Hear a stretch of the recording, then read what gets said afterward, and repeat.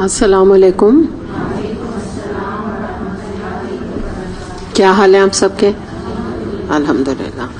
چلیں انشاءاللہ تعالی سورہ کہف ہم کر رہے ہیں، اور آپ کو جیسا کہ پتا ہوگا کہ جمعے کے دن اس کی تلاوت کرنا بھی مسنون ہے، تو آپ اگر ہو سکے تو ضرور اس کی تلاوت کر لیا کیجئے. مسنون آداب میں سے ایک اس کا ادب ہے، جمعے کے دن کا سمجھیں آپ سورہ کہف کا پڑھنا. اچھا، ہم نے آیت نمبر 78 اور 79 کر لی تھی، تو اس حوالے سے تھوڑا سا 78 کے حوالے سے اور 79 دونوں کے حوالے سے بات کو ایک سم اپ کرنے کے لیے تھوڑی سی انشاءاللہ بات کریں گے، پھر آگے آیت نمبر 80 پر چلیں گے. نحمدہ ونصلی علی رسولہ الکریم، اما بعد، فاعوذ باللہ من الشیطان الرجیم، بسم اللہ الرحمن الرحیم. رب اشرح لی صدری ویسر لی امری واحلل عقدۃ من لسانی یفقہوا قولی، آمین یا رب العالمین. آیت نمبر 79 میں ہم نے دیکھا تھا، میں ترجمہ اس کا سامنے رکھتی ہوں. رہا وہ لڑکا تو اس کے والدین 79 تھی، ایک منٹ، ہاں 79 تھی. اس کشتی کا معاملہ یہ ہے کہ وہ چند غریب آدمیوں کی تھی جو دریا میں محنت مزدوری کرتے تھے. میں نے چاہا کہ اسے عیبدار کر دوں، کیونکہ آگے ایک ایسے بادشاہ کا علاقہ تھا جو ہر کشتی کو زبردستی چھین لیتا تھا. یہ ہم نے اس کی تفسیر کر لی تھی، لیکن اس کے حوالے سے تھوڑی سی جو بات ہم کرنے جا رہے ہیں وہ یہ ہے کہ آپ لوگوں کو یاد ہوگا کہ میں نے آپ لوگوں کو ایک 2 ٹرمز لکھوائی تھیں کہ امور تکوینی کر کے میں نے آپ کو لکھوایا تھا، یاد ہے آپ کو؟ تو اس کے حوالے سے ہم یہ بات یہاں پر اس کو سم اپ کرنے کے لیے میں کر رہی ہوں. آگے بھی جو ابھی معاملات آئیں گے تو اس کے لیے جاننا ہمیں ضروری ہے کہ آپ کو میں نے بتایا تھا کہ تکوینی امور جو ہوتے ہیں وہ اللہ تعالیٰ کی طرف سے ایک طرح سے احکامات دیے جاتے ہیں، بالکل اللہ تعالیٰ کے پرسنل وہ احکامات ہوتے ہیں. تو اس میں یہ ہے کہ جس کو اللہ تعالیٰ نے وہ کام سونپا ہے تکوینی امور کا، جیسے یہاں پہ خضر علیہ السلام کے حوالے سے بات ہو رہی ہے، تو اگر وہ ہم میں سے کوئی دیکھ رہا ہے یا موسیٰ علیہ السلام دیکھ رہے تھے اور ان کو خلاف شریعت ہی کیوں نہ نظر آ رہا تھا، لیکن اگر وہ بتانے کام کرنے والا یعنی خضر علیہ السلام مثال کے طور پہ، یا عیسیٰ علیہ السلام یا کوئی بھی جو انبیاء تھے، وہ اس بات کو کلیئر کر دیں کہ یہ میں اللہ کے حکم سے کر رہا ہوں. جیسے آپ یہ دیکھیں کہ عیسیٰ علیہ السلام کو معجزات دیے گئے تو وہ کہتے تھے بِإِذْنِ اللہ، میں مادر ذات اندھے کو جو ہے وہ بینا کر دیتا ہوں یا مردے کو زندہ کر دیتا ہوں بِإِذْنِ اللہ. تو اسی طرح سے یہاں پہ بھی خضر علیہ السلام نے جو کچھ کیا، انہوں نے یہ بات کلیئر کر دی تھی موسیٰ علیہ السلام کو کہ میں خود نہیں کر رہا ہوں، یہ اللہ تعالیٰ کی طرف سے یہ تمام کام ہو رہے ہیں. تو اب اگر اس میں کوئی کام خلاف شریعت بھی نظر آ رہے ہیں تو کسی کو بھی اس میں بحث کی یا اس پہ اعتراض کرنے کی گنجائش نہیں نکلتی، ایون ہم بھی اگر یہ واقعات پڑھ رہے ہیں. ٹھیک ہے، میں اس لیے آپ سے کہہ رہی ہوں کہ میں بھی اگر کچھ لوگ سورہ کہف جب پڑھتے ہیں تو وہ یہی بات کہتے ہیں، وہ کہتے ہیں، ابھی ہم آگے دیکھیں گے نا خاص طور پہ اس بات پہ کہ ایک چھوٹا بچہ ہے اس کو کیوں قتل کر دیا گیا. ٹھیک ہے، تو بعض دفعہ لوگ بھی یہی اعتراض کرنے لگتے ہیں کہ موسیٰ علیہ السلام نے جو کیا اعتراض وہ درست تھا. تو اس کا جواب میں آپ کو دے رہی ہوں یہاں پہ کہ اس میں بحث کی گنجائش نہیں نکلتی جب وہ کام اللہ تعالیٰ کی مشیت کے تحت ہوتا ہے. مثال میں آپ کو دوں گی کہ تکوینی احکامات اللہ تعالیٰ موسٹلی جو تکوینی احکامات ہیں ویسے اللہ تعالیٰ نے کس کو آگے دیے ہوئے؟ فرشتوں کو. تو اگر آپ دنیا میں دیکھیں کہ ہمیں نظر آتا ہے کہ کوئی بہت سخت بیمار ہے، ہاسپٹل میں ایڈمٹ ہو گیا اچانک، یا یہ ہے کہ کوئی مر گیا، کسی کا کاروبار تباہ ہو گیا، راتوں رات کاروبار تباہ ہو گیا، بینکرپٹ ہو گیا، یا روڈ پہ جاتے آتے اچانک سیدھی گاڑی چل رہی تھی لیکن کوئی ایسا بہت ایکسیڈنٹ ہو گیا، یا قوم پہ کوئی عذاب آئے ماضی میں، تو یہ تمام وہ تکوینی امور ہیں جو کہ فرشتوں کے ذریعے سے اللہ تعالیٰ نے یہ کام کروائے یا کرواتے ہیں آج بھی. تو آپ یہ بتائیے کہ کیا ہم میں سے کوئی یہ کہتا ہے یہ خلاف شریعت ہے؟ ہم اگر کسی کے موت کے موقع پہ جاتے ہیں تو کیا جا کے ہم یہ کہہ سکتے ہیں کہ یہ اللہ تعالیٰ نے کیسا ظلم کر دیا؟ تو اگر کہتے ہیں، جو کہ لوگ کہتے ہیں، آپ لوگ کہہ رہے ہیں نہیں کہہ سکتے، وہ تو ٹھیک ہے، لیکن کہتے ہیں نا لوگ.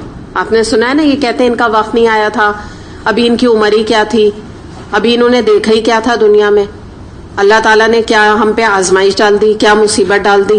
ابھی تو کچھ دن ہی ہوئے تھے، ان کو کچھ چند خوشی ملی تھی، دوبارہ سے غم آ گیا. ایسی باتیں لوگ کرتے ہیں. تو یہاں پہ یہ بات کو سمجھ لیں آپ اچھی طریقے سے کہ جیسے موسیٰ علیہ السلام کے بارے میں یہاں پر ہمیں ایک مل رہا ہے کہ علم والے خضر علیہ السلام بار بار ان کو کریکٹ کر رہے ہیں، بار بار ان کو سمجھا رہے ہیں کہ نہیں، آپ شریعت کے حساب سے ان معاملات کو نہیں دیکھیں، آپ کو بات سمجھ نہیں آئے گی. یہ معاملات اللہ تعالیٰ کے تکوینی امور ہیں جس کا علم اللہ نے آپ کو دیا ہی نہیں.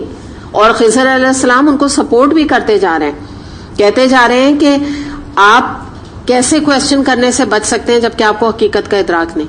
ٹھیک ہے نا. تو یہ بات ہمیں سمجھنے کی ضرورت ہے کہ ہمیں کوئی اختیار نہیں کہ ہم اللہ تعالیٰ کے اس طرح کے احکامات میں کوئی کوشچن کریں.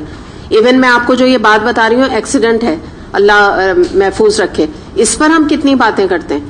ہم ایسے کہتے ہیں نا کہ کیا کیوں ہو گیا ایکسیڈنٹ، ہماری گاڑی تباہ ہو گئی، فلاں غم لگانا، ڈرائیور کو نوکری سے نکال دیا، جو سامنے وہ آدمی تھا اس کو کہا کہ چلو تم تھانے چلو، لڑائی جھگڑے، اتنا اس کو ایشو بناتے ہیں، اتنا ایشو بناتے ہیں، غم لگا کے بیٹھ جاتے ہیں. یہ نہیں ہمیں حقیقت سمجھ آتی کہ اللہ تعالیٰ نے اس کے ذریعے سے اس یعنی ایک چھوٹی آزمائش کے ذریعے سے کوئی بہت بڑی موت یا کوئی چیز ٹال دی. جیسے ہم نے پچھلی کلاس میں بات کی تھی نا، آپ کو میں نے مثال دی تھی، نئی گاڑی کا ایکسیڈنٹ ہو جائے تو چھوٹا نقصان بات، تو اللہ تعالیٰ نے جان بچا کر بہت بڑے نقصان سے بچا لیا ہے. تو اس لیے کبھی بھی اللہ کی کسی بات کے اوپر کوشچن نہ کریں. اور میں آپ کو یہ ایک بہترین ٹپ دوں گی جو کہ آپ اگر چاہتے ہیں نا کہ آپ کے اندر اللہ تعالیٰ سے کبھی کوئی شکایتی رویہ نہ آئے، تو اس کی یہ ٹپ ہے کہ جب کبھی آپ کے کوئی بھی نقصان ہو، آپ ایک بات اپنے ذہن میں لے آئیے کہ اللہ تعالیٰ نے جو نقصان دیا ہے نا، اللہ تعالیٰ چاہتا اس سے ٹرپل درجے بڑا نقصان مجھے دے دیتا تو میں کیا کرتی. فوراً یہ سوچ لیا کریں. ایکسیڈنٹ ہوا مثال کے طور پہ، اللہ محفوظ رکھے، تو فوراً آپ کو کیا کہنے کی ضرورت ہے کہ اس میں اللہ تعالیٰ کی بہتری ہے، کیا پتا کسی کی جان چلی جاتی. کوئی بیمار ہوا، ایڈمٹ ہوا، آپ فوراً یہ سوچیں کہ زندہ تو ہے نا، کم سے کم علاج تو ہو سکتا ہے نا. چلو 8 دن ڈاکٹر نے بتا دیا، علاج تو ہے. اگر مری جاتا تو ایکسٹریمز پہ چلے جائیں، ایکسٹریمز پہ. کسی کی نوکری مثال کے طور پہ چلی گئی تو آپ یہ سوچیں کہ چلو کچھ پیسے ہم نے پس انداز تو کیے ہوئے ہیں نا، تھوڑے دن تو اس سے خرچہ چل جائے گا. کہیں اگر روڈ پہ آ جاتے، کہیں اگر مکان بک جاتا، کہیں گاڑی بک جاتی، تب کیا ہوتا. تو جب آپ اس طرح سوچیں گے نا تو آپ کو اللہ تعالیٰ کی ہر فیصلے میں، اللہ تعالیٰ کی ہر بات میں حکمت نظر آئے گی اور آپ کا دل مطمئن رہے گا انشاءاللہ تعالیٰ. تو اب یہاں پر یہی بات ہم دیکھتے ہیں کہ علم نبوت اور ہے جسے موسیٰ علیہ السلام کو نوازا گیا تھا. میں بات ادھر سم اپ کر رہی ہوں تاکہ آپ ریمائنڈ آپ کے ذہن میں ہو جائے، ریکیپ آ جائے آپ کا کہ علم نبوت اور چیز ہے.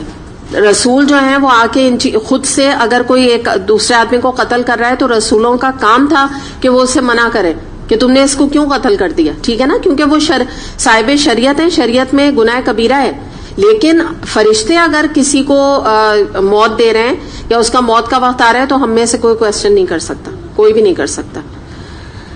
تو یہ ہمیں یہاں پر دیکھنے کی ضرورت ہے کہ اللہ تعالیٰ کی حکمت اور مشیت کے تحت جو کچھ بھی یہ واقعات پیش آ رہے ہیں یہ اللہ تعالیٰ کی مرضی ہے، اس میں ہم بھی کوئی کوشچن نہیں کر سکتے.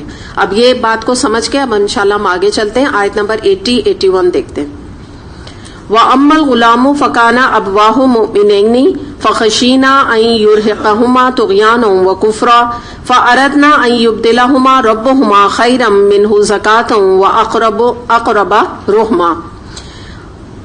رہا وہ لڑکا تو اس کے والدین مومن تھے، ہمیں اندیشہ ہوا کہ یہ لڑکا اپنی سرکشی اور کفر سے ان کو تنگ کرے گا، اس لیے ہم نے چاہا کہ ان کا رب اس کے بدلے ان کو ایسی اولاد دے جو اخلاق میں بھی اس سے بہتر ہو اور جس سے صلہ رحمی کی بھی زیادہ توقع ہو. اب اگلا ہم دیکھتے ہیں. آپ کو پتا ہے نا کہ جو آپ پاسٹ میں جائیے اور پچھلا آپ سبق اگر دیکھیے تو کیا ہمیں پتا چلا تھا کہ ایک لڑکا تھا جس کو کہ ینگ بچہ تھا جس کو کہ خضر علیہ السلام نے قتل کر دیا تھا. تو اب یہاں پہ ہم یہ دیکھتے ہیں کہ اب اس کا ریزن کیا تھا. اب یہاں وہ بتا رہے ہیں خضر علیہ السلام کہ دراصل اس لڑکے کے والدین نیک تھے، تو یہ بات کا اندیشہ تھا کہ ہو سکتا تھا کہ وہ لڑکا خود کفر پر اڑا رہتا، اٹھتا خود بھی کفر پہ، اور آخر کار اس کے والدین بھی کفر میں مبتلا ہو جاتے اپنے لڑکے کی وجہ سے. اس لیے اللہ تعالیٰ نے اس کی موت کا فیصلہ فرما دیا تاکہ اللہ تعالیٰ اس کے بدلے میں ان والدین کو نیک اولاد دے، بہتر اولاد دے جو اس کے لیے ان کے لیے گناہ جاریہ کا باعث نہ بنے. یہ اللہ تعالیٰ کی بہتری تھی. تو یاد رکھیں کہ اسی طرح وہی اب دوبارہ ہم بار بار یہی بات کریں گے، کیونکہ اس میں سورہ کہف میں جو سب سے بڑا سبق ہمارے لیے ان واقعات میں ہے وہ یہی ہے کہ اللہ تعالیٰ کی ہر بات میں کوئی نہ کوئی بہتری اور مصلحت ہے. سب سے بڑا سبق اس میں یہی موجود ہے. تو یہ ہمیں دیکھنے کی ضرورت ہے کہ مثال کے طور پہ آپ دیکھیں کہ یہی مثال میں آپ کو دوں گی کہ جیسے کیا کہتے ہیں کہ اگر کوئی قرآن پڑھنے والا ہو، کوئی دین پہ چلنے والا ہو، اس کو کوئی دنیاوی نقصان ہو جائے تو اسے کہا جاتا ہے کیا فائدہ کیا ہوا قرآن پڑھنے کا، تمہاری عبادتوں کا کیا فائدہ ہوا، تم جو قرآن پڑھتے ہو، تم جو اتنا وقت اللہ کے لیے لگاتے ہو، مصیبتیں تو تم پر ویسی آ رہی ہیں، بیماری تو تمہیں ویسی آ رہی ہے، ڈاکٹر کے یہاں تو تم ویسی جا رہے ہو جیسے پہلے تمہاری بیماری تھی، ابھی بھی ویسی. تو یہ کوئی قرآن پڑھنا کوئی ایک جنتر منتر نعوذ باللہ یا کوئی ٹوٹکا یا کوئی ایک میڈیسن کی کوئی کتاب تو نہیں ہے نا کہ اس میں کوئی دواؤں کے نام اور علاج لکھا ہوا ہے. یہ تو اللہ تعالیٰ کچھ لوگوں کو بیماریاں دے کے آزما رہا ہے، کچھ کو بیماریاں سے شفا دے کے یا نہ دے کے آزما رہا ہے. یہ تو آزمائی دنیا میں ہر قسم کی آئے گی، چاہے آپ قرآن پڑھیں نہ پڑھیں. ہاں یہ فرق ہوگا کہ قرآن جب آپ پڑھیں گے تو اگر آپ کے اوپر بیماری یا آزمائشیں یا مصیبتیں یا کچھ بھی آپ کے اوپر ٹراما آئیں گے زندگی کے، تو وہ آپ اس کو صبر کر کے آپ کو ایک تو اس کو نمبر 1 ہینڈل کرنا آئے گا، آپ اس کے بعد صبر کریں گے اور اللہ تعالیٰ سے آپ اجر کما سکیں گے. تو آزمائشیں تو نہیں رک سکتی، اللہ تعالیٰ نے تو اس کا وعدہ کر لیا. دوسری بات آپ یہ دیکھیں کہ یہاں اللہ تعالیٰ نے جو ایک نقصان ان والدین کو دیا، اللہ تعالیٰ کی طرف سے آیا، آپ یوں کہیے تو یہ ایک جانی نقصان تھا، لیکن یہ چھوٹا نقصان تھا بنسبت آخرت کے نقصان سے کہ وہ بچہ سمیت ماں باپ سب دوزخ میں چلے جاتے. تو اللہ تعالیٰ نے بچا لیا ان کو اس چیز سے. دوسری بات یہ کہ اللہ تعالیٰ ظالم نہیں ہے. ایک بات یاد رکھیے گا، اللہ تعالیٰ نے خود اپنی صفت یہ قرآن میں بارہا بتائی ہے کہ میں ظالم نہیں ہوں، میں ظلم نہیں کرتا. بندے خود اپنے اوپر ظلم کرتے ہیں. تو بظاہر نقصان ہو سکتا ہے کہ لگے ہمیں کہ نقصان ہو گیا، لیکن اللہ تعالیٰ اس سے بہت بہتر اور اچھا انتظام اللہ تعالیٰ نے اس کے بدلے میں کیا ہوا ہوتا ہے. اور تیسری بات سمجھنے کی یہ ہے کہ اللہ تعالیٰ کے ہر کام میں کوئی نہ کوئی بہتری ہوتی ہے، کوئی نہ کوئی مصلحت ہوتی ہے جو ہم نہیں جانتے. ہمیں نہیں پتا ہوتا کہ اللہ تعالیٰ کی کیا بہتری مصلحت ہے. اس لیے بہتر یہ کہ انسان اپنی کمی اور اپنی لمیٹیشنز کو پہچان لے. انسان سمجھ لے کہ میں نہیں سمجھ پا رہی، اللہ تعالیٰ کی بہتری کو مجھے سمجھ میں ہی نہیں آ رہا ہے، یقیناً اللہ تعالیٰ کی بہت بہتری ہے.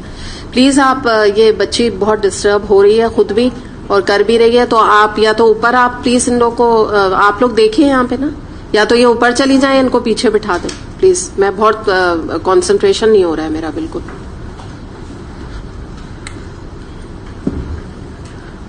اچھا، تو یہاں پر ہم دیکھتے ہیں کہ مزید ہمیں یہ دیکھنے کی ضرورت ہے کہ اللہ تعالیٰ کی ہر بات میں کیا بہتری اور کیا مصلحت. اب آپ لوگوں کو نا ادھر دیکھنے کی ضرورت نہیں ہے پلیز. آپ لوگ وہ تو بچی ہے، آپ لوگ بڑے ہیں نا، تو بچے کریں ایسا تو ٹھیک ہے، آپ لوگ تو نہ کریں نا. اب آپ لوگ دیکھ رہے ہیں کہ مسئلہ کیا ہوا ہے.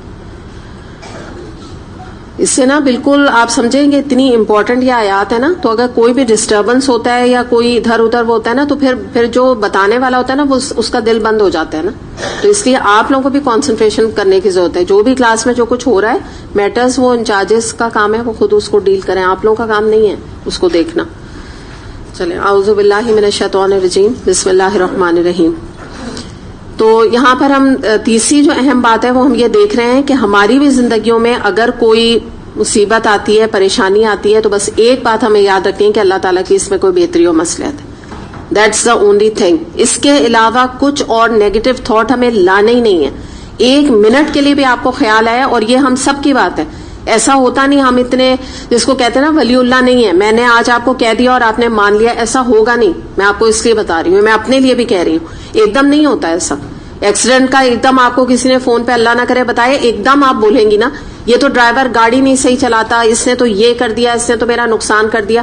تو یہ ہمیں ایک اپنے آپ کو نا ٹرین کرنا پڑتا ہے کہ ایک دم سے یہ بات نکالنا کہ اللہ کی کوئی بہتری اور مصلحت ہوگی. تو یہ ایک ٹریننگ ہے جو سورہ کہف ہمیں دے رہی ہے.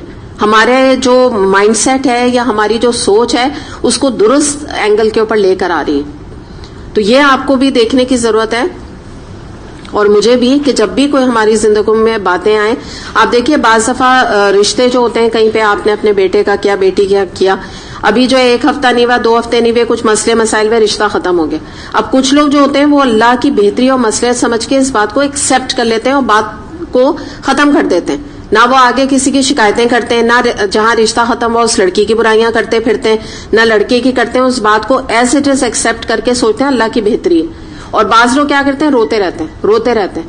میں خود آپ جانتی ہوں، ہماری ایک یہیں پر آتی تھی اسٹوڈنٹ تھیں، وہ آتی نہیں، بہت عرصے سے نہیں دیکھا ان کو، تو وہ ان کے ساتھ یہی معاملہ تھا کہ وہ کہیں اپنے بیٹے کی چاہتی تھی ایک بچی کے ساتھ. اس بچی نے کلیئرلی منع کر دیا اپنے ماں باپ سے کہ مجھے لڑکا نہیں پسند، مجھے نہیں کرنی.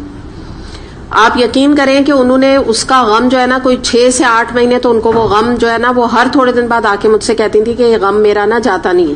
تو میں ان کو یہی سمجھاتی تھی کہ آپ اللہ تعالیٰ نے آپ کے لیے کوئی بہتری اور مصلحت رکھی ہے، اور آپ ایک بات سوچیں کہ جو لڑکی کھل کے آپ کے بیٹے کو ریجیکٹ کر رہی ہے اور اس کو ناپسندیدگی کا اظہار کریے، وہ کس طرح آپ کے گھر میں بسے گی، کس دل کے ساتھ. اگر آپ زبردستی کر کے لے آئیں گے ایسی لڑکی کو، یا آپ دعائیں کر کر کے، یا مجھ سے آپ کہہ رہی ہیں آپ دعا کریں، تو زبردستی ہم اللہ کی حکمت اور اللہ تعالیٰ کے معاملات میں گھسنے کی کوشش کریں گے تو اس کا نتیجہ تو نہیں اچھا نکلے گا. وہ کیا لڑکی بسے گی جو لڑکے کو ہی پسند نہیں کرتی، وہ آگے ساس سسر کو کیا ایکسپٹ کرے گی. تو اس طرح کے معاملات میں فوراً یہ سوچیں کہ اللہ کا شکر ہے اس نے پہلے یہ بات کہہ دی. کل کو طلاق کی نوبت آ جاتی ہے اگر ایسی لڑکی کے ساتھ اگر کوئی شادی بیاہ ہو جائے تو وہ تو بعد میں یقیناً طلاق لے لے گی جب اس کا دل اتنا برا اس لڑکے کی طرف سے، وہ پسند ہی نہیں کرتی اس کی کسی بات کو. تو یہی بات سمجھانا مقصود ہے کہ یہ ایٹیٹیوڈ کم لوگوں کا ہوتا ہے کہ اللہ کی طرف سے آئی ہوئی آزمائشوں کو وہ ایکسپٹ کریں اور وہ سوچیں الحمدللہ اس میں بہت بہتری اور مصلحت اللہ تعالیٰ کی تھی. تو یہ ہمیں اپنا مائنڈ سیٹ بنانا ہے. اور اس میں سورہ البقرہ کی آیت نمبر 216 جو کہ آپ کا فلائر بھی موجود ہے، آپ ضرور یہ جو میں کانسیپٹ آج آپ کو 2 آیت میں ایکسپلین کر رہی ہوں اس کو آپ کو ڈیٹیل میں سمجھنا ہے. تو یہ فلائر ہے اللہ جانتا ہے، چھوٹا سا آج کل آیا ہوا ہے. تو یہ اسی آیت کے بارے میں ایکسپلینیشن ہے. کیا آیت ہے یہ؟ سورہ البقرہ آیت نمبر 216. وَعَسَىٰ أَن تَكْرَهُوا وَهُوَ خَيْرٌ لَكُمْ وَعَسَىٰ أَن تُحِبُّوا شَيْئًا وَهُوَ شَرٌّ لَكُمْ وَاللَّهُ يَعْلَمُ وَأَنتُمْ لَا تَعْلَمُونَ. اور ہو سکتا ہے کہ ایک چیز تمہیں ناگوار ہو اور وہی تمہارے لیے بہتر ہو، اور ہو سکتا ہے کہ ایک چیز تمہیں پسند ہو اور وہی تمہارے لیے بری ہو. اللہ جانتا ہے اور تم جانتے. تو یہ بس بات آپ یاد رکھیں. بہت ساری چیزیں جو ہے ہمیں دور سے بڑی خوبصورت نظر آتی ہیں، جس کو کہتے ہیں نا ہر چمکتی ہوئی چیز سونا نہیں ہوتی. آپ بعض دفعہ بازار میں جائیں یا آرٹیفیشل جولری جہاں ملتی ہے اس کے اسٹال پہ آپ کھڑے ہوں، آپ کو بے انتہا خوبصورت آپ کو جولری نظر آئے گی جو کہ چمکتے گولڈن کلر کی رنگز اور چمکتی ہوئی رنگز، ایسے لگتا ہے کہ سولیٹیئر یا ڈائمنڈ کی یہ رنگز ہیں یا ایمرلڈ کی رنگز ہیں.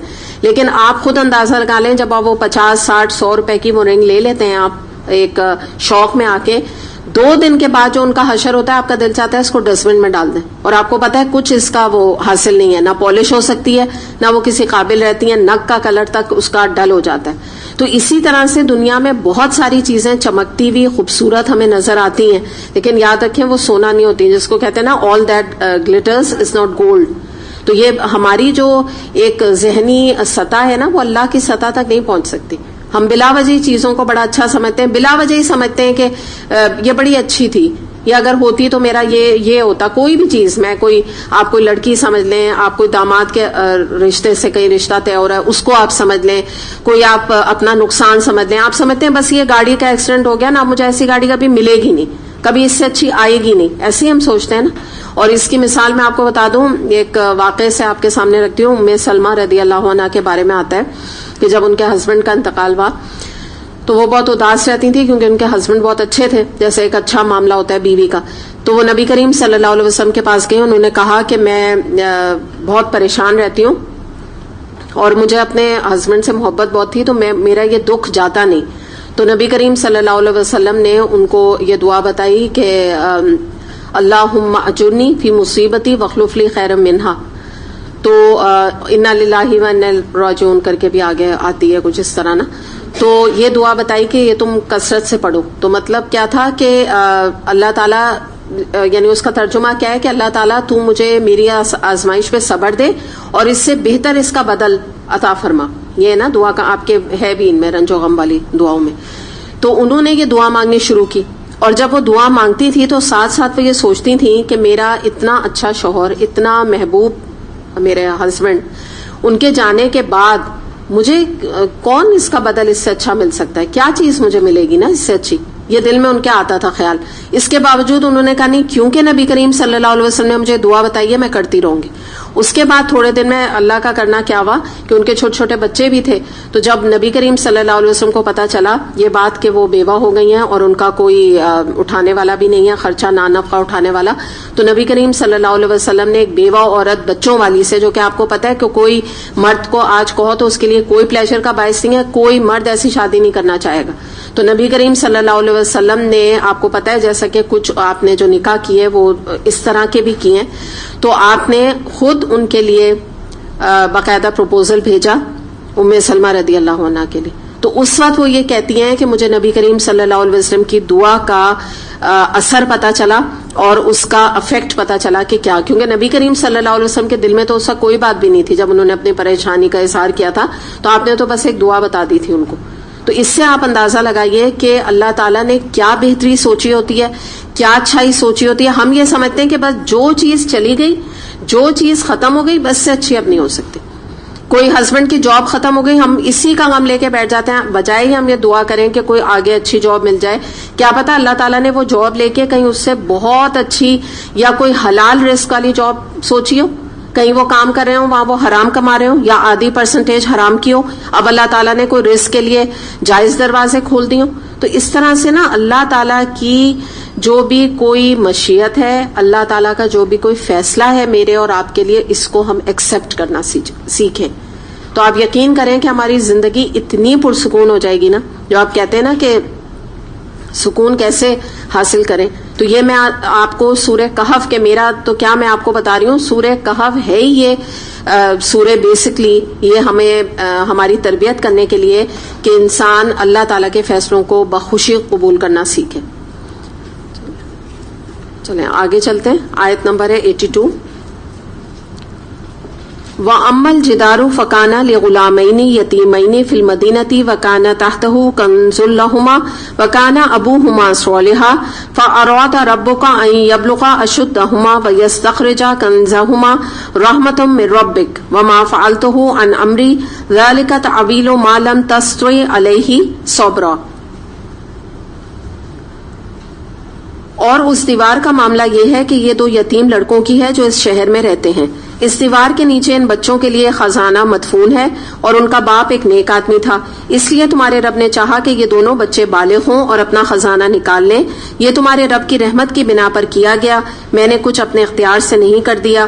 یہ ہے حقیقت ان باتوں کی جن پر تم صبر نہ کر سکے. یہ خضر علیہ السلام کہہ رہے ہیں. اب یہ تیسرا واقعہ, اس کی ہم گہرائی اور ڈیپتھ دیکھتے ہیں. ابو ہریرہ رضی اللہ عنہ سے روایت ہے, نبی کریم صلی اللہ علیہ وسلم نے فرمایا کہ سونے چاندی کا ایک خزانہ تھا جو یہاں پر مدفون تھا.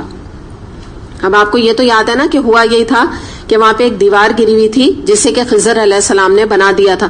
جب انہوں نے اس کو بنا دیا, ہاتھ کہیں آتا ہے ہاتھ رکھ کے اس کو بنا دیا, کہیں بنا دیا, کنسٹرکٹ کر دیا, تو اس کے بعد جب وہ دیوار بن گئی تو موسیٰ علیہ السلام نے کہا یہ آپ نے کیا کیا, یہ تو یہاں اتنے روڈ لوگ رہتے ہیں اس بستی کے, انہوں نے ہمیں کھانے تک کو نہ پوچھا, اور اگر آپ نے ان کی مدد ہی کی تھی تو بھائی آپ اس کا معاوضہ لے لیتے تاکہ اس پیسے سے ہم کچھ کھا پی تو لیتے, بھوکے بیٹھے ہوئے ہم لوگ. یہ موسیٰ علیہ السلام نے کہا تھا نا, اس کا یہاں پر جواب ہے کہ پتہ یہ چل رہا ہے, اب یہاں اللہ تعالیٰ بتا رہے ہیں خضر علیہ السلام کے ذریعے سے کہ معاملہ سارا کیا تھا کہ وہ جو دیوار تھی اس کے نیچے ان دو یتیم بچوں کا خزانہ مدفون تھا جو ان کے والدین چھوڑ کر گئے تھے. اب یہاں پہ کچھ پوائنٹس ہم دیکھتے ہیں کہ پہلی بات یہ کہ نیک اولاد, نیک والدین تھے ان کے, ویسی ان کی نیک اولاد تھی. تو نیک والدین کی حلال دولت تھی. علماء نے یہ کہا ہے کہ جس کی بنا پہ اللہ تعالیٰ نے اس مال کی حفاظت کا فیصلہ کر لیا. تو یاد رکھیے گا کہ جب حلال مال ہوتا ہے نا تو وہ انسان کو نصیب ہوتا ہے, اور جب حرام مال ہوتا ہے تو انسان کو نصیب نہیں ہوتا. اور نصیب نہیں ہونے کی قسمیں کیا ہوتی ہیں, یا بیماری میں اڑ جاتا ہے, یا ایکسیڈنٹ میں اڑ جاتا ہے, یا یہ آپ سمجھ لیجئے کہ انسان مر جاتا ہے اور وہ پیسے سے فائدہ پیچھے اور لوگ اٹھاتے ہیں, اور لوگ اس سے عیش کرتے ہیں. بعض دفعہ اولاد کو بھی نہیں ملتا اور لوگ اس پہ قابض ہو جاتے ہیں. تو یہ تمام چیزیں ہوتی ہیں اگر حرام پیسہ ہونا, نصیب میں نہیں ہوتا, پھر وہ پیسہ انسان کو برت نہیں پاتا, جسے ایک ورڈ کہتے ہیں نا برتنا. دوسری بات یہ ہے کہ ایک اور بات یاد رکھیے گا کہ یہاں پہ خاص بات اللہ تعالیٰ کی طرف سے آ رہی ہے کہ اس کے ماں باپ نیک تھے. تو پتہ یہ چل رہا ہے کہ بعض دفعہ والدین کی نیک نامی وفات کے بعد بھی چلتی رہتی, بعد میں اولاد اس سے فائدہ اٹھاتی رہتی ہے الحمدللہ. یا بعض دفعہ دیکھیے آپ کو احساس ہوگا کہ آپ کہیں جگہوں پہ جائیں یا کئی لوگوں سے ملیں تو آپ کو لوگ جو ہے آپ کی والدہ یا آپ کے والد کی نیک نامی کی وجہ سے کہتے ہیں اچھا تم فلاں کی بیٹی ہو, اچھا وہ تو بڑی نیک خاتون تھی, انہوں نے تو فلاں ہمارے لیے بھی بڑا کام کیا, ہمارے ادارے کے لیے کیا, یا فلاں کیا, یا بڑی نیک عورت تھی, یا وہ غریبوں کی بہت مدد کرتی تھی. یا کوئی آپ کو پتہ نہیں ہوتا, کوئی آپ کو بتاتا ہے کہ تمہیں پتہ ہے وہ تو ہماری ہر مہینے مدد کیا کرتی تھی, یا یہ کہ وہ ان کے تو بڑے ہمارے اوپر احسانات ہیں. تو پتہ کیا چلا کہ بعض دفعہ والدین کی نیک نامی بھی وفات کے بعد چلتی ہے اور اولاد کے کام آتی ہے, اولاد کی عزت میں اضافہ کا باعث بن جاتی ہے. تو یہاں پہ ہم یہ دیکھتے ہیں کہ ماں باپ جب نیک تھے انہوں نے یقیناً دعا کی تھی اپنے بچوں کے لیے, تو اللہ تعالیٰ نے ان کی دعاؤں کا ایسا اثر پیدا کیا کہ ان بچوں کا جو خزانہ والدین نے چھپایا ہوا تھا تو وہ اس کا کیا معاملہ ہوا, ضائع نہیں ہوا. وہاں پہ خضر علیہ السلام نے ایک دیوار بنا دی. تو یہاں پہ پتہ یہ چل رہا ہے کہ خضر علیہ السلام نے بستی والوں کو فیور نہیں کیا تھا. کن کو کیا تھا؟ 2 بچوں کو فیور کیا تھا. لیکن کیونکہ موسیٰ علیہ السلام ظاہری نظروں سے سب کچھ دیکھ رہے تھے نا, تو انہیں کیا لگ رہا تھا کہ یہ تو بستی والوں کے ساتھ فیور کر رہے ہیں. تو یہ وہ حقائق ہیں جو موسیٰ علیہ السلام کی نظروں سے رہ گئے, اور یہی چیز ہمارے ساتھ ہوتی ہے. حقیقت ہمیں نظر آتی نہیں ہے اور اس وجہ سے ہم اللہ تعالیٰ سے کمپلین کرتے ہیں. اب یہاں پر ہم آگے بڑھ کے دیکھتے ہیں تھوڑا سا کہ دیکھیں بستی والوں کا ہم ان کے اس کے کیریکٹر پر آ رہے ہیں یا ان کے رویے پر آ رہے ہیں جس کی بنا پہ موسیٰ علیہ السلام نے اعتراض کیا تھا. کیا نمبر 1 بات یہ, بستی والے فاسق فاجر لوگ تھے, گنہگار لوگ تھے, اس قدر فاسق تھے, اس قدر یعنی کنجوس تھے اور بخل والے تھے کہ مسافروں کو کھانے تک کے لیے نہ پوچھا. ورنہ کوئی بھی کسی مسافر کو دیکھتا ہے تو پانی یا چلیں کھانا نہیں پانی تو پوچھ ہی لیتا ہے نا, کیا جاتا ہے پانی میں پوچھنے میں. تو اتنے سخت دل تھے کہ ایک تو مہمان نوازی نہیں کی انہوں نے, پلس یہ کہ جب انہوں نے ایز اے مہمان ان سے کچھ مانگا, فیور مانگا, تو وہ بھی نہیں دیا. تو مورلی ڈیگریڈڈ بستی تھی, کوئی ایک بندہ بھی آگے نہیں بڑھا کہ ان کو موسیٰ علیہ السلام یا خضر علیہ السلام کو کوئی بھی چیز آفر کرتا. تو یہاں پر جب پتا تھا کہ کوئی انصاف کی امید نہیں ہے ایسے لوگوں سے, تو اللہ تعالیٰ نے ایسے 2 یتیم بچوں کے لیے ایسا انتظام کیا کہ یتیموں کا حق محفوظ ہو جائے. آپ یہ دیکھیں, یہ اللہ کی مشیت ہے جو ہمیں نہیں نظر آ رہی, کہ اللہ تعالیٰ نے بتا دیا کہ یہ لوگ تو اتنے روڈ ہیں, یہ یتیم بچوں کو کیا پوچھیں گے جب تمہیں یہ کھانے کو نہیں پوچھ رہے. پھر یہ کہ آگے اللہ کے اذن سے ہوا. خضر علیہ السلام نے جیسے بتایا کہ بھئی یہ سب میں نے اپنے اختیار سے نہیں کیا, موسیٰ علیہ السلام سے بات کر رہے ہیں.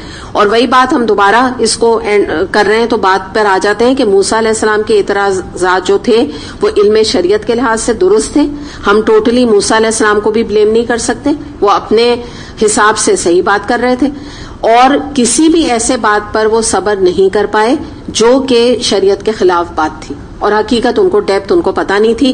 کیوں یہ ساری باتیں بتائی گئیں کہ موسیٰ علیہ السلام آپ نے جو یہ کہا تھا کہ آپ سب سے زیادہ علم رکھتے ہیں, تو یہاں پر آپ اپنے علم کی لمیٹیشنز دیکھ لیجئے, آپ سب سے زیادہ علم نہیں رکھتے. خضر علیہ السلام آپ کے سامنے ایک ایسے بندے ہیں جن سے ہم نے آپ کو ملوایا ہے, یہ آپ سے کہیں زیادہ علم رکھتے ہیں. یہ شریعت کا علم بھی ان کو ہے اور ان کو امور تکوینی کا بھی علم ہے جو ہم نے اسپیشل ان کو علم دیا ہے. بس بات یہ بتانی مقصود تھی. تو ایک اور بات کیا پتہ چل رہی ہے کہ کبھی انسان اپنے علم کے اوپر غرہ نہ کرے, کبھی اپنے علم کو کوئی بہت بڑا عالم نہ سمجھے یا یہ نہ سمجھے یہ میری لمٹ ہو گئی, بس اب مجھے علم حاصل کرنے کی ضرورت نہیں ہے, بس ایک دفعہ میں نے قرآن پڑھ لیا یا ایک دفعہ کے کورس میں نے قرآن پڑھا لیا, اب کیا کرنا ہے باقی زندگی, اب گھوموں پھروں گی, میں عیش کروں گی, بس بہت ہو گیا. یہ سوچ ہمیں نہیں لانی ہے. مرتے دم تک جو ہے نا علم ہمیں حاصل کرنا ہے, اور تب بھی ہم حق نہیں قرآن کا ادا کر سکتے, یاد رکھیے گا. بہرحال پھر ان کو بعد میں یہ اطمینان جب ہو گیا موسیٰ علیہ السلام کو, جب خضر علیہ السلام نے یہ تمام باتیں بتائیں کہ یہ سب اللہ کے اذن سے ہوا. اب یہاں پر ہم یہ دیکھتے ہیں کہ جب صبر کی بات ہے, جو کہ بار بار خضر علیہ السلام موسیٰ علیہ السلام کو نصیحت کر رہے ہیں, تو ہم سب کو بھی یہ دیکھنے کی ضرورت ہے کہ صبر یہاں پر اس کانٹیکسٹ میں صبر کیا ہے. ویسے تو ہم صبر کی بہت دفعہ ڈیفینیشنز کر چکے ہیں. یہاں پر سب سے نمبر 1 بات یہ پتہ چل رہی ہے کہ دنیا میں جو کچھ اللہ تعالیٰ پلاننگ کر رہے ہیں میرے لیے, آپ کے لیے, ملکوں کے لیے, شہروں کے لیے, ہر چیز کے لیے جو پلاننگ ہے, جو واقعہ ہو رہا ہے, یہ اللہ کی مشیت سے ہو رہا ہے, اور اس میں کوئی نہ کوئی اللہ کی بہتری اور اللہ تعالیٰ کی مصلحت ہے. اللہ تعالیٰ کا پلان ہے تو اللہ جانے اپنی بہتری اور مصلحت. ہو سکتا ہے کچھ چیزوں میں ہمیں بہتری نظر نہ آ رہی ہو, یہ بات بھی یاد رکھیے گا. یہ میں آپ کو نہیں کہہ رہی کہ اگر آپ کو کسی کا بارے میں پتا چلتا ہے اس کی ڈیتھ ہو گئی تو آپ کو بہتری نظر آ گئی, آ جاتی ہے ہر دفعہ, نظر آ جاتی ہے آپ کو؟ نہیں آتی. کسی کا ایکسیڈنٹ ہو گیا, آپ کو ہر دفعہ ریزن پتا لگ گیا کیوں ہوا تھا؟ نہیں پتا چلے گا ہمیں. یہ اللہ تعالیٰ کی پلاننگ ہے, اور بعض دفعہ ہمیں بہتری نظر آ جاتی ہے, اللہ تعالیٰ دکھا دیتا ہے. ٹھیک ہے, جیسے کوئی رشتہ ٹوٹا, وہاں سے ٹوٹ کے کہیں اور جڑا, تھوڑے دن میں آپ کو پتا چل گیا کہ جہاں رشتہ ختم ہوا تھا واقعی بات نہیں بن پاتی میری, 2 مہینے سے زیادہ بھی معاملہ نہ چلتا, آپ کو آئیڈیا ہو جاتا ہے بعض دفعہ. تو یہ کچھ چیزیں آپ کو اللہ تعالیٰ دنیا میں بھی بتا دیتا ہے آپ کے دل کی تسلی کے لیے, لیکن بہت سی باتیں اللہ تعالیٰ نہیں بھی بتاتے.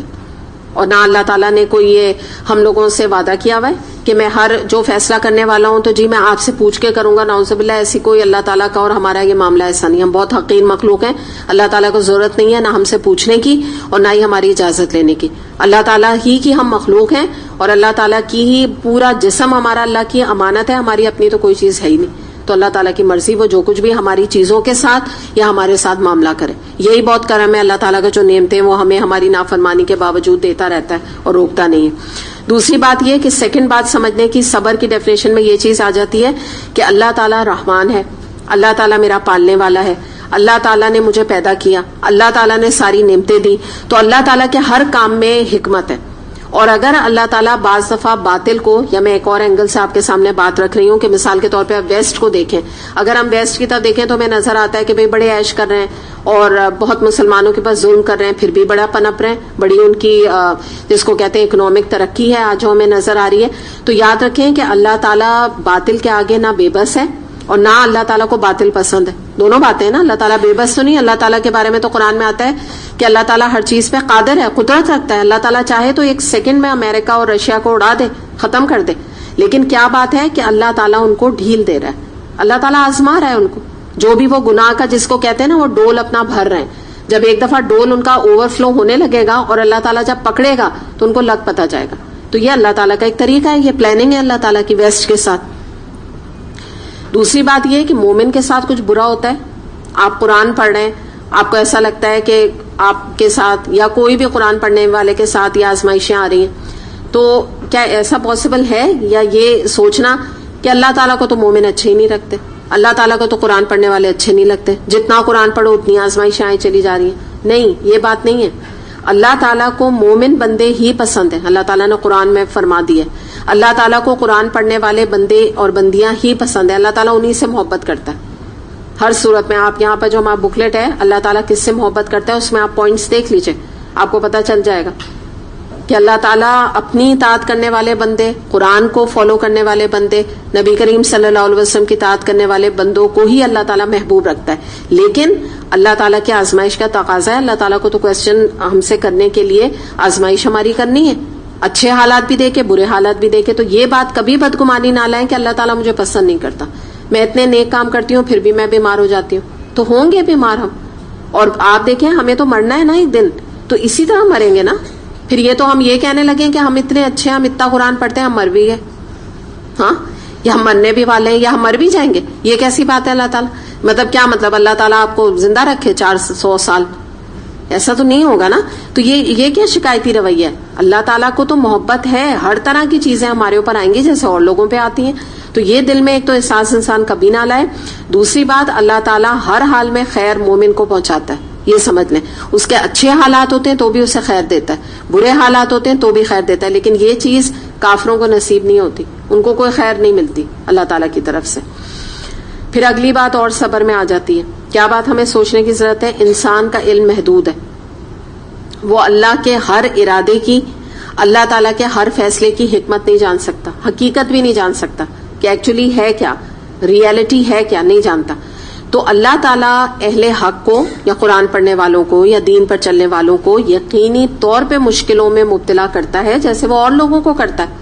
آپ کا کیا خیال ہے, جو کافر ہیں ان کے بچے نہیں مرتے, ان کے ایکسیڈنٹ نہیں ہوتے, ان پہ مصیبتیں نہیں آتی, ان کے جو ہے وہ پریشانیوں میں نہیں وہ گھرے رہتے ہیں, سب کچھ ہوتا ہے ان کے ساتھ بھی.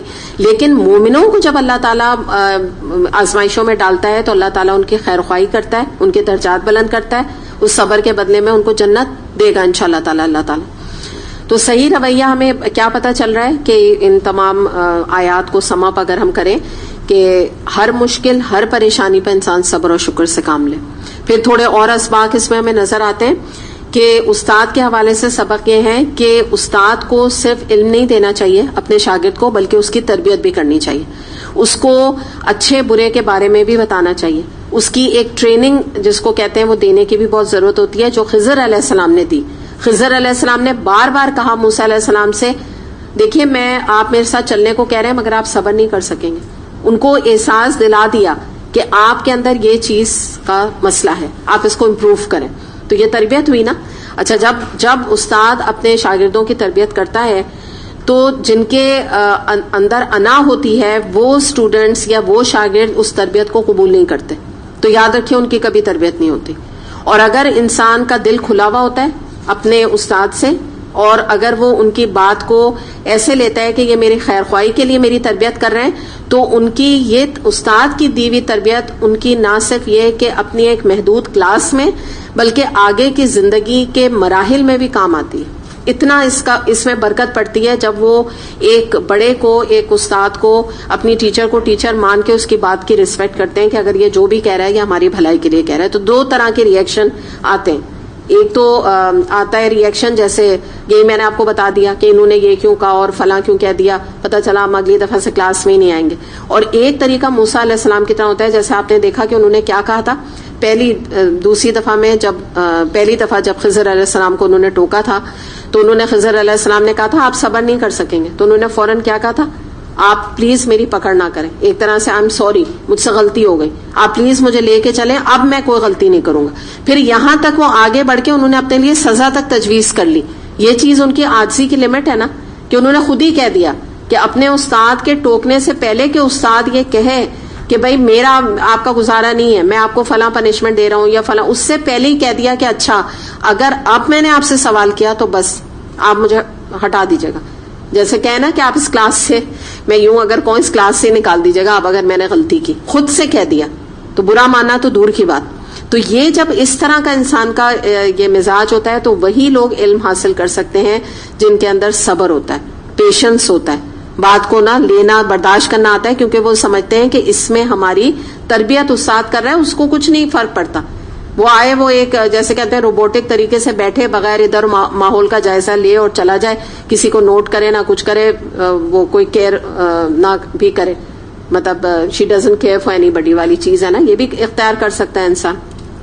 اچھا، اب ہم دیکھتے ہیں استاد کے ناطے ہمیں پتہ چل رہا ہے کہ شاگرد اگر کوئی خطائیں کر دے، کوئی چیزوں میں آگے پیچھے کر دے تو اس کو درگزر سے کام لے. سکھانے کے لیے متنبع ضرور کرے، یعنی وارن ضرور کرے، کیونکہ تربیت کے بغیر علم نافع نہیں ہوتا. کیونکہ اگر ہم صرف پڑھتے چلے جائیں اور بالکل جس کو کہتے ہیں نا کہ زبانی علم حاصل کرتے چلے جائیں اور عملی طور پہ استاد تربیت نہ کرے یا ٹپس نہ بتائے صبر کے بارے میں کہ یہ فلاں ٹپ ہے آپ ایسے اختیار کریں گے تو آپ کو زندگی میں یہ فائدہ ہوگا، تو پھر ایسے علم کا اتنا نفع نہیں حاصل ہوتا جتنا کہ ہونا چاہیے. دوسری بات آپ یہ دیکھیں کہ آزمائشوں کے حوالے سے ایک اور اینگل سے اس چیز کو دیکھ لیتے ہیں کہ جب ہم یہاں پر بات کر رہے ہیں نا کہ مختلف قسم کی آزمائشیں جو زندگی میں ہمارے آتی ہیں، ہم اس کے اوپر بات کر رہے ہیں نا، اللہ کی بہتری ہوتی ہے. رسول اللہ صلی اللہ علیہ وسلم نے فرمایا کہ جب تم پر آنے والی آزمائشیں تم کو بھاری لگنے لگے تو مجھ پر پڑنے والی آزمائشوں کو یاد کر لینا تو تم کو اپنی آزمائشیں آسان لگنے لگیں گی. تو واقعی یہ بات ہے کہ نبی کریم صلی اللہ علیہ وسلم نے 23 سال تک مکے میں جو زندگی گزاری ہے اور جو آزمائشیں آپ نے صحیح ہیں تو اس کی کوئی لمٹ نہیں ہے. فزیکل سے لے کے مینٹل سے لے کے ہر طرح کی آزمائش آپ کے اوپر آئی ہے. اس کے علاوہ بچپن میں یتیمی، یعنی ایسی کیا بچپن کیا کہیے، آپ یوں کہیے کہ ابھی آپ بورن بھی نہیں ہوئے تھے تو آپ کے والد کا انتقال ہو گیا تھا. اس کے بعد 2 ماہ تک آپ کے گھر میں چولہا نہیں جلتا تھا. 3 بیٹوں کا تقریباً 9 مہینے، 1.25 سال کی عمر میں 3 بیٹوں کا انتقال ہوا. 3 بیٹیوں کی آپ نے اپنی زندگی میں تدفین کی. آپ ذرا امیجن کریے، اولاد کہتے ہیں نا، ایک اللہ تعالیٰ کسی کو اولاد کا غم نہ دکھائے، ایک اولاد کا نہ دکھائے. آپ نبی کریم صلی اللہ علیہ وسلم کی آزمائشیں دیکھیں. اس کے بعد ان کی جو بیٹیاں تھیں ان کو طلاقیں ہو گئی. جنگ بدر میں آپ کا دندان مبارک شہید ہوا. طائف کے سفر میں گئے، صرف اور صرف اللہ کا نام یا تبلیغ کرنے کی بنا پر آپ کو اتنے پتھر کفار نے مارے ہیں کہ آپ کے جوتے جو تھے مبارک وہ خون سے بھر گئے. تو آپ یہ تو میں تھوڑی بہت آپ کو بتا رہی ہوں. تو یہ سب آزمائشیں اس لیے آئیں کہ ہم یہ نہ کہہ سکیں کہ نبی کریم صلی اللہ علیہ وسلم کیا جانے، کہ بچے کا انتقال ہوتا ہے تو باپ کے دل پہ کیا گزرتی ہے, یا وہ کیا جانے بھوک کیا ہوتی. تو ہم آج یہ بات نہیں کر سکتے, کیونکہ نبی کریم صلی اللہ علیہ وسلم کو اللہ تعالیٰ نے ہمارے لیے رول ماڈل آج بنا دیا, ان کو دکھا دیا کہ دیکھو کتنی نبی کریم صلی اللہ علیہ وسلم کی آزمائشیں آئیں, اور کیا وہ اللہ تعالیٰ کو ان سے کچھ گرج تھا. اللہ تعالیٰ تو سب سے زیادہ ان کو محبوب رکھتا ہے نا نبی کریم صلی اللہ علیہ وسلم کو. تو یہ وہ نشانی ہے کہ اگر ہم پہ کوئی آزمائش یا مصیبت ہے تو کبھی یہ بات نہ سوچیں کہ میں کوئی بہت بڑی گنہگار ہوں. ہاں ایک بات آپ لوگ خود بھی یہ کوشچن کرتے ہیں, اور میں ایک اور بات یہاں پر ایک بات رکھ دوں, نبی کریم صلی اللہ علیہ وسلم کا معاملہ الگ ہے. ہمارے اوپر اگر کوئی آزمائش اللہ نہ کرے آئے تو ایک چیز میں آپ سے ضرور کہوں گی کہ تھوڑا اپنا جائزہ لے لیں کہ میری زندگی میں گناہ زیادہ تو نہیں ہے, اللہ کی نافرمانی تو زیادہ نہیں ہے, کہ یہ مجھے میری آزمائش ہے یا سزا ہے. تو اس سے آپ کو تھوڑا بہت اندازہ ہو جائے گا, خود ہی ہو جائے گا. اس کے بعد پھر ہم دیکھتے ہیں کہ ایک مومن کو مینٹلی پریپیئر رہنا چاہیے کہ اس پر ہر طرح کے حالات آ سکتے ہیں, جیسے کہ سورہ البقرہ کی آیت ہے نا, وَلَنَبْلُوَنَّكُمْ بِشَيْءٍ مِّنَ الْخَوْفِ وَالْجُوعِ وَنَقْصٍ مِّنَ الثَّمَرَاتِ وَالْأَنفُسِ. تو وہ یاد رکھیں کہ اللہ تعالیٰ نے تو وعدہ کر لیا ہے کہ اللہ تعالیٰ ہر طرح سے آزمائے گا. اور پھر اللہ کا معاملہ کیا ہے, سورہ نساء آیت نمبر 147 میں آتا ہے, مَا يَفْعَلُ اللَّهُ بِعَذَابِكُمْ إِن شَكَرْتُمْ وَآمَنْتُمْ وَكَانَ اللَّهُ شَاكِرًا عَلِيمًا.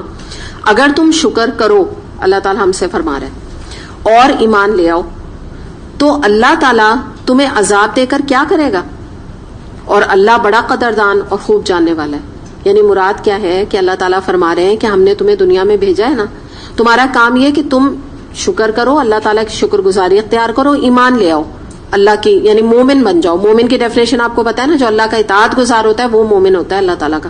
صرف زبان سے کلمہ پڑھنے والا کون ہوتا ہے, مسلمان, مومن نہیں ہوتا وہ اس وقت. تو اللہ تعالیٰ فرما رہے ہیں تم ایمان لے آؤ, تم شکر ادا کرو, تم یہ دو چیزیں اختیار کر لو. اللہ تعالیٰ کو کیا ضرورت ہے تمہیں عذاب دے کے, اللہ تعالیٰ کیا کرے گا, اللہ تعالیٰ خوش نہیں ہوگا تمہیں عذاب دے کے. اللہ تعالیٰ نے تمہارے جیسے بندوں کے لیے جنت سجا کے رکھی ہے. تو اللہ تعالیٰ کا حقیقتاً اللہ تعالیٰ ڈس اپوائنٹ ہوگا اگر مومنوں نے اپنے آپ کو یا مسلمانوں نے اپنے آپ کو اس قابل نہیں بنایا کہ وہ جنت میں انٹر ہو سکے. آپ اس طرح سے سمجھیے کہ آپ نے اپنے گھر میں کوئی درس کا انتظام کیا, کوئی آپ نے اس کے بعد آپ نے اسنیکس وغیرہ کا انتظام کیا. اب اس کے بعد ہر دروازے کے کھلنے پر آپ کی نظر لوگوں پہ ہوگی نا, آپ چاہیں گے نا کہ زیادہ سے زیادہ لوگ آئیں, آپ دعا بھی کریں گے کہ میں اللہ کے لیے کام کر رہی ہوں, زیادہ زیادہ لوگ آئیں اور وہ یہاں پر آ کے درس بھی سنیں, اور جو کچھ میں نے ان کے لیے کھانے پینے کا کیا وہ کھائیں پیئیں. آپ کو خوشی ہوگی اس بات سے نا. یا یہ کہ آپ ایسا کریں گے کہ جو کوئی انٹر ہوا آپ کہیں گے او یہ بھی آ گئی, میں نے تو ایسے ہی کہہ دیا تھا, یہ کیوں آ گئی, اچھا اب یہ بھی آ گئی, اب یہ تو ان لوگوں سب کو بٹھانا بھی پڑے گا, میں تو کرسیاں بھی نہیں لگائی تھی. یعنی کوئی یہ پہلے سے انسان چاہتا ہے کہ فلاں میرے گھر میں نہیں آئے, فلاں بھی نہیں آئے, فلاں بھی نہیں آئے دعوت میں, کھانا میرا بچ جائے سارا. یہ کون چاہتا ہے؟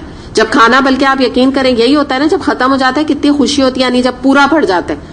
جب بچتا ہے نا بالکل نہیں اچھا لگتا, اتنی تکلیف ہوتی ہے کہ اتنا کیوں بچ گیا. پھر یہی فکر ہوتی ہے بھائی چلو کسی غریب کو دے دو یا ماسیوں کو دے دو, یہی خیال آنے لگتا ہے نا. لیکن اگر پورا پڑ جائے تو بڑی خوشی ہوتی ہے کہ مہمانوں نے دل کھول کے کھا لیا اور اچھا ہوا, سب ختم ہو گیا, الحمدللہ کھا پی کے سب نے ختم کر دیا. تو یہی والی بات ہے کہ ہم نے کیسے سمجھا کہ اللہ تعالیٰ نے ہمارے تو کیا چھوٹے چھوٹے گھر, یعنی اللہ تعالیٰ سے کمپیئر کریں, چھوٹے سے گھر, چھوٹے سے ذہن, چھوٹی سی کھانے پینے کی چیزیں, اللہ تعالیٰ کا معاملہ دیکھیں. اللہ تعالیٰ نے اتنی پیاری جنت اتنے ارمانوں کے ساتھ ہم سب کے لیے سجائی ہوئی ہے. کہتے ہیں نا زمرد کے وہاں پہ جو پرلز ہیں اور زمرد ہیں اور پتہ نہیں زمین گھاس زعفران کی طرح ہیں, اور کیا کیا خوبصورتی ہے, پرلز کے خیمے ہیں, کیا کیا چیزیں. تو اللہ تعالیٰ کیوں نہیں چاہے گا کہ ہم سب جنت میں نہ جائیں؟ کیوں اللہ تعالیٰ ایسا چاہے گا کہ اللہ نہ کرے دوزخ میں جائے؟ اللہ تعالیٰ نہیں چاہتا ایسا. یہ آیت وہ دلیل ہے کہ اگر آپ کو کوئی آپ کو شخص ایسا مل جائے نا جس کو اللہ تعالیٰ سے بدگمانی ہے, جو یہ کہتا ہے اللہ تعالیٰ نے تو ہمارے ساتھ کچھ اچھا نہیں کیا یا کچھ اچھا نہیں کرے گا. آج کل جو یوتھ ہے نا, ان میں یہ کوشچن آ گیا, اچھا تو دوزخ کیوں بنائی اللہ تعالیٰ نے, آپ کو پتا ہے اب یہ کوشچنس کرنے لگے. یہ جو نیو جنریشن ہے, بعض سب کی میں بات نہیں کر رہی, جن کو اللہ نے ہدایت دی الحمدللہ, لیکن جن کو نہیں ملی, بات سے فرق یہ ہے کہ ہم اگر اپنا زمانہ دیکھیں, آپ لوگ سب یہاں موجود ہیں, تو حقیقت ہے کہ اس طرح کے سوال اللہ نہ کرے ہمارے ذہنوں میں نہیں آتے تھے کبھی. اللہ کا احسان ہے. ایون دین سے بھی دور ہوتے تھے. اگر ہم اپنے فرینڈس کو بھی دیکھیں, اپنی فرینڈس کا جائزہ لیں, چاہے ان کے ماں باپ بھی دین پہ نہیں, وہ بھی نہیں, لیکن ایسی باتیں نہیں کرتے تھے نا. اب تو یہ کہ کہتے ہیں دوزخ کیوں بنائیے, کیا مطلب ہے دوزخ بنانے سے اللہ تعالیٰ کا؟ نعوذ باللہ. تو جب اس طرح کی کوئی بات ہو نا تو یہ آیت ان کے سامنے رکھ دیں کہ اللہ تعالیٰ کو کیا تمہیں عذاب دے کے ملے گا. اور آگے دیکھیں آیت میں کیا رہا ہے, اللہ تو بڑا قدردان خوب جاننے والا ہے. تم ایک سٹیپ آگے بڑھو تو پھر تم اللہ کی قدردانی تو دیکھو. اور ایک اور بات کیا بتائیں بچوں کو, ان سے یہ کہیں کہ اللہ تعالیٰ نے 60 سال 70 سال بس مرنے سے پہلے تک تمہیں چانس دیا ہوا ہے کہ تم توبہ کر کے پلٹ آؤ. اس سے زیادہ تمہیں کوئی کنسیشن دے سکتا ہے دنیا میں؟ تو بتا دو کون دے گا؟ تم کہ تم 70 سال کے بھی ہو گیا ہو تو اللہ تعالیٰ کہہ رہے ہیں معافی مانگو, سب تمہارا پرانی گناہ ڈیلیٹ ہو جائیں گے, آگے بڑھو, جنت کا راستہ اختیار کرو, تمہیں جنت مل جائے گی. تم شرک کرتے تھے, تم قبروں میں جا کے بیٹھے رہتے تھے, معافی مانگ لو اللہ تعالیٰ معاف کر دے گا. تم بدعات کرتے تھے, معافی مانگ لو اللہ تعالیٰ معاف کر دے گا. اور کیا کرے اللہ تعالیٰ, آپ بتائیے نا, اس سے بڑھ کے اللہ تعالیٰ کیا کر سکتا ہے, کس طرح اپنی رحمت اور نازل کر سکتا ہے. تو بچوں کو نا یہ بار بار احساس دلائیں کہ اللہ تعالیٰ رحیم ہے, اللہ تعالیٰ ظالم نہیں ہے. اللہ تعالیٰ نے تو بیسکلی کافروں کے لیے دوزخ بنائی ہے, لیکن ہم مسلمانوں نے اپنے آپ کو کافروں جیسا بنا کے وہاں کا مستحق ٹھہرانے کی خود ہی اپنی کوشش میں لگے ہوئے. اللہ تعالیٰ نے نہیں بنائی بیسکلی جہنم ہمارے لیے, لیکن ہم خود وہاں اپنے آپ کو حقدار بنا رہے ہیں وہاں جانے کا, کیونکہ ہمارے کام زیادہ تر کافروں جیسے ہو گئے. تو یہ ان کو سکھائیں کہ یہ جو تم لوگ وانابیز بننے کی کوشش کرتے ہو, ویسٹ کو دیکھ کے, ان کے کپڑے اختیار کر کے, ان کی ایکٹر ایکٹریسز کو, ان کے جو رائٹرز ہیں ان کو پڑھ کے انہیں کا انفلوئنس تمہارے دماغوں میں جو چڑھتا جا رہا ہے, تو تم جب ان کے جیسے بنو گے تو پھر تمہارا انجام بھی اور تمہارا حساب کتاب بھی ان کے ساتھ ہوگا. ہم تو پڑھا ہے نا کہ اللہ تعالیٰ جو ہے جن کے ساتھ آپ, بلکہ حدیث ہے نبی کریم صلی اللہ علیہ وسلم کی کہ انسان دنیا میں جن سے محبت کرے گا ان کے ساتھ اٹھایا جائے گا. تو ہم تو خود ہی یہ کام کر رہے ہیں نا. ہمارے ہے ہی نہیں رول ماڈل فاطمہ رضی اللہ عنہ, خدیجہ رضی اللہ عنہ, عائشہ رضی اللہ عنہ کے بارے میں ہم کچھ جانتے ہی نہیں, ہمیں پتہ ہی نہیں ہے کہ وہ کیسی تھی, ان کا کیا کردار تھا. فاطمہ رضی اللہ عنہ کتنی شرم و حیا ان کے اندر پائی جاتی تھی. ہم تو ابھی کوئی کنسرٹ میں جو برٹنی اسپیئرز ہے یا میڈونا یا یہ تو اب تو نئے نام پتہ نہیں کون کون سے آگے ہوں گے جو مجھے گھسے پٹے یاد ہیں, تو وہ جو نام ہے ہم تو بس انہی کے سحر میں ہے نا گرفتار. ہم تو انہی کی باتیں کرتے ہیں, انہی کے ایکٹرز اور ایکٹریسوں کے سحر میں گرفتار ہیں, اور بہت بڑا یعنی اپنا وہ سمجھتے ہیں کہ ہم بڑے ویل انفارمڈ ہیں لیٹسٹ ہالی ووڈ موویز کے بارے میں. ایوارڈز کس کو ملا, کب ملنے والا ہے, کب ایوارڈ آنے والا ہے, وہ جو پروگرام آتا ہے اکیڈمی ایوارڈز کا, وہ نہیں مس ہونا چاہیے ہم سے. تو یہ بچوں کو احساس دلائیں کہ اللہ تعالیٰ نے نا جہنم نہیں بنائی تمہارے لیے, لیکن اگر خود زبردستی کو جانا چاہے گا تو اللہ تعالیٰ کیا کر سکتا ہے. اللہ تعالیٰ نے ہاتھ نہیں پکڑا ہمارا نا, اور نہ اللہ تعالیٰ پکڑ سکتا ہے. اللہ تعالیٰ کا طریقہ ہے ہی نہیں, یعنی پکڑ یوں نہیں سکتا کہ اللہ تعالیٰ نے یہ رول نہیں بنایا کہ میں ہاتھ پکڑوں. ویسے تو قادر ہے اللہ تعالیٰ, لیکن اللہ تعالیٰ نہیں پکڑے گا. ہمارے پاس فری ول ہے, ہماری مرضی, ہم جہاں بھی اپنا فیوچر گزارنا چاہتے ہیں, جہاں بھی اپنے کہتے ہیں نا کہ آگے کی زندگی جہاں بھی گزارنا چاہتے ہیں, ہم فری ول ہے ہماری, جہاں رہنا چاہیں ہم رہیں گے, ہم خود چوز کر رہے ہیں. آج ہم اپنی جنت و دوزخ بنا رہے ہیں, یاد رکھیں. خود ہی کنسٹرکشن وہاں ہو رہی ہے, ہماری ہوتی جا رہی ہے. ایوری ڈے کے حساب سے ایک ایک اینٹ جو ہے وہ جنت میں لگتی جا رہی ہے, یا اللہ رحم کرے کہ کچھ لوگوں کی دوزخ میں لگتی جا رہی ہے, یا میجورٹی کی لگتی جا رہی ہے. کچھ کیا کہیں, میجورٹی کی دوزخ میں لگ رہی ہے, اور باقی جنت بھی ہم بنا رہے ہیں. تو آپ اور میں خود بنا رہے ہیں, ہم خود فیصلے کر رہے ہیں. اللہ تعالیٰ تھوڑی ہمیں زبردستی لے کے جا رہا ہے فلاں جگہ. بلکہ آپ یہ دیکھیے کہ اللہ تعالیٰ نے اتنی بڑی گائیڈ بک اسی لیے اتار دی ہے اور ہماری گائیڈنس ہمیں دے دیا تاکہ آج بھی ہم بچ جائیں, ہم سمجھ جائیں بات کو نا.